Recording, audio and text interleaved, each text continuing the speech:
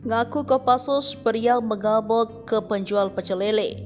Marah dicueki, tendang kursi. Seorang pria mengaku anggota Kopassus mengamuk di warung pecel lele. Video viral ngaku Kopassus itu bahkan viral di media sosial. Dilansir dari akun Transmedia, dari awal video nampak pria tersebut menghardik sang penjual pecel lele. Ia nampak menghardik orang-orang sekitar. Dari video tersebut, sang pria tak senang seolah dicueki oleh penjual. Bahkan ia menendang kursi penjual pecel lele tersebut. Ia juga terdengar beberapa kali mengaku jika dirinya seorang anggota Kopassus. Hingga berita ini ditayangkan, belum jelas di mana video tersebut diambil. Wah, anggota Kopassus!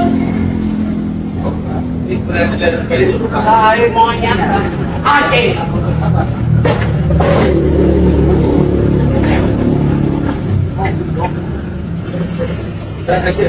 Oh, belum anjing. Dicuekin. Dari tadi gua duduk situ baru-baru ditanya. Apa?